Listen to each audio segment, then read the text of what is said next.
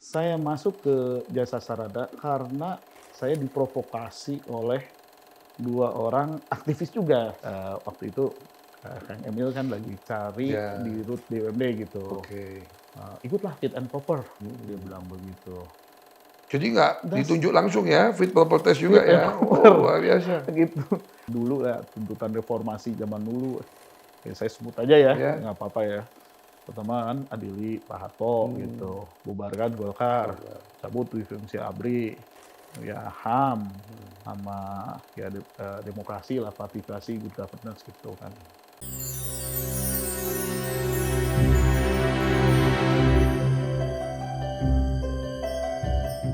Hai Sobat Forum, kita kembali lagi dalam program Menolak Lupa.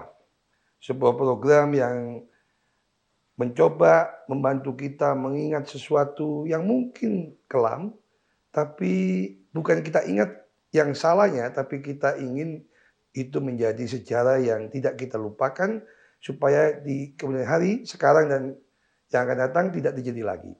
Itu tujuannya.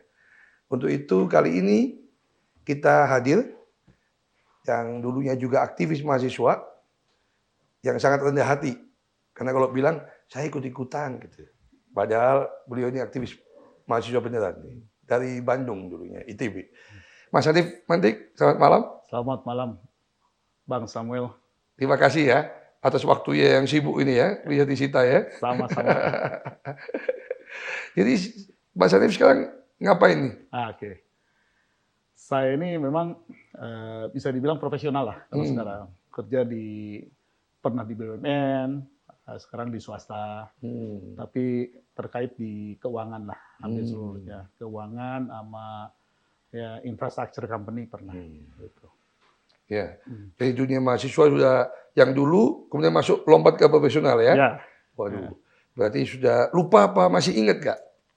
Nah, di pekerjaan terakhir sih, yang Oke, sebelum saya pindah lagi ke ya. Jakarta, tuh saya jadi dirut di badan usaha milik daerah, Hmm. itu di Jasa Sarana, Hmm. sekitar 2 tahun setengah.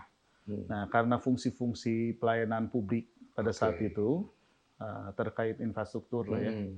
ya jadi ada ingat lagi itu ke zaman dulu. Oke, Hmm. ingatnya di mana tuh Mas, hubungannya? Kenapa? Hubungannya Gini, ya, hubungannya tuh pertama kali saya jadi dirut di sana ya, itu,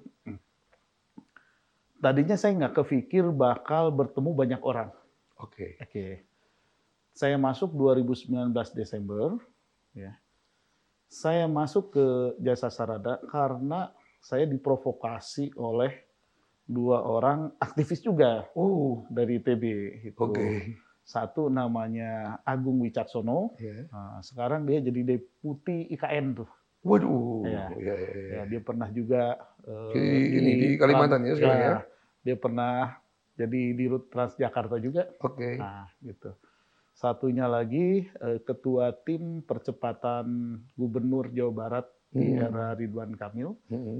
Kang Emil, itu saudara Enci Pujianti, Hmm. gitu. Nah, dulu memang satu gerombolan lah, kira-kira begitu. Ya, Masuknya ke BUMD itu juga karena diprovokasi dia.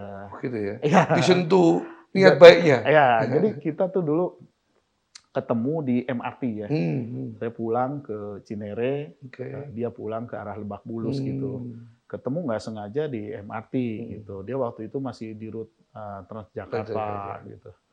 Sudah cerita, Nif dibilang, "Nih kita profesional nih harus balik-balik dulu lah," dibilang, Hmm. "supaya ya Ada misi ada lah ya? kenangan lah Iya, gitu ada kan," misi, ya. gitu.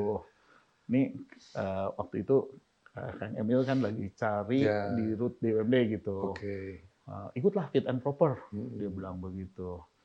Jadi nggak Das ditunjuk langsung ya, fit proper test juga fit and ya? Oh, proper, luar biasa. gitu.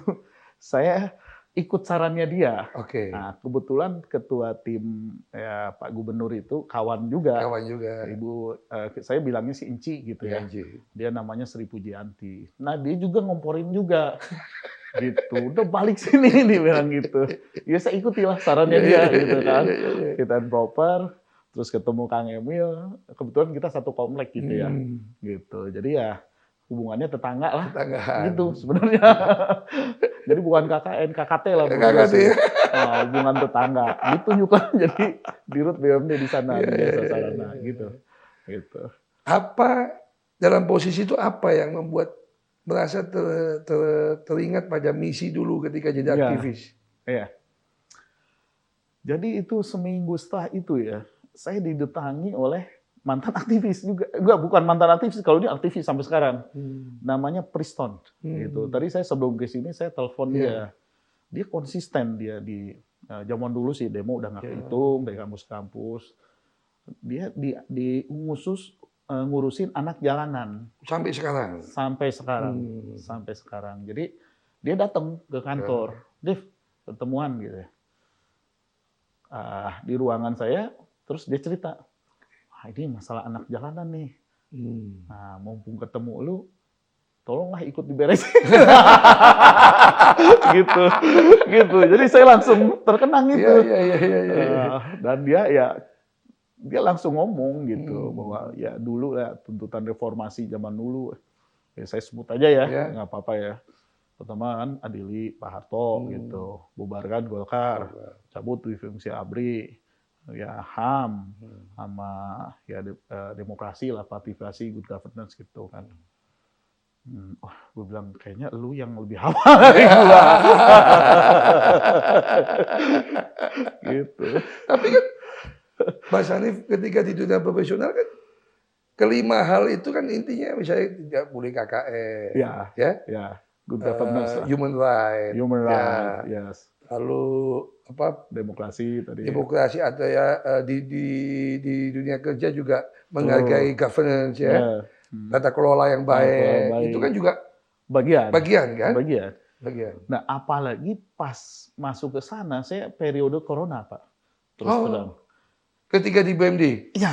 Jadi saya masuk 2019 misalnya Desember. Pada saat itu ada satu BUMD kita juga yang ngurus Bandara Kertajati nih. Dia melepas umroh pertama sekaligus terakhir. Karena setelah dia lepas itu terjadi corona COVID ya. Jadi langsung stop, berhenti itu. Gitu. Nah, sejak saat itu Pak RK itu langsung bilang semua fungsi tolong jadi ngurusin kesehatan. Karena itu jadi prioritas utama Pak Gubernur sampai selesai COVID ini. Gitu. Jadi meskipun kita infrastruktur company bro, tapi nggak bisa lepas. Lu harus urusin. Jadi saya kena drama corona tuh. Mulai dari nggak ada masker. Terlibat pengadaan masker? Nggak terlibat pengadaan masker. Suruh bantulah CSR. CSR ya. Segala macam. Terus juga sampai banyak ya programnya ya. Oksigen misalnya waktu itu langka. Lalu kemudian juga ranjang rumah sakit juga langka ya karena penuh. Lalu kemudian juga vaksin segala macam. Berarti kan BUMD itu seharusnya sehat ya. Kalau nggak sehat bagaimana dia bisa bantu ya? Ya itu saya menyadari gitu ya. Ternyata BUMD ini atau BUMN memang itu pasti berurusan dengan publik. Ya. Dan ketika ada cash, sebenarnya dia selalu dijadikan terdepan gitu. Tanda kutip nalangin bro. Gitu. Jadi misalnya gini. Ada misi obligasi juga ya. Betul. Karena misalnya gini, contohnya ranjang. Lagi kan dulu pernah tuh numpuk ya. Numpuk sekali. Sampai keluar pas segala macam. Kalau pengadaan kan mungkin proses lama, ya kan. Jadi ya udah kita bantu gitu. Atau misalnya ya yang lain-lainnya. Gitu. Makanya kalau BUMD-nya nggak sehat, nggak punya uang, bagaimana bantu kan? Makanya tata kelola di BUMD juga harus sehat, ya. Ya memang ya saya akui sih ngurus BUMD itu pekerjaan yang berat sih. Berat. Apa tantangan paling berat mengurus BUMD dibanding dengan tadi yang bukan BUMD swasta tadi? Kalau BUMD ini kan saya bagi dua ya.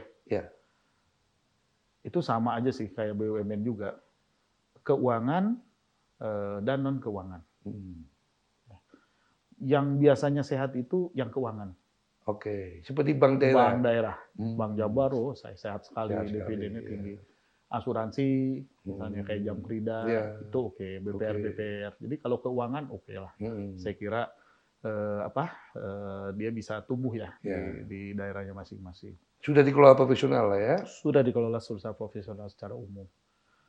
Nah, yang non Keuangan? keuangan, dan keuangan ini kan ada yang ya macam-macam lah, Ya. terutama kan pelayanan publik kan. Pelayanan publik gitu. Ya, Air saya- minum. Ya, saya ingat nih kalau orang ngomongin BUMD gitu ya, pasti orang ingatnya 3 hal. Ya. Pelayanan pasar ya kan, Ya. pelayanan sampah, PD kebersihan ya kan, sama PDAM. PDAM. Itu kira-kira. Ya. Jadi biasanya 3 itu sih. Ya, Biasanya. dan tiga-tiganya problem Mas Ian ya. Tiga-tiganya Ya, masih- sebenarnya kalau dikelola dengan baik dan benar tuh bisa. Bisa ya. Bisa. Berdasarkan based on your experience ya. Bisa. Oke. Dan itu jadi tema utama hari ini, terutama di sampah. Ya. Tapi tahan dulu Mas. Kita break dulu ke segmen berikutnya. Oke.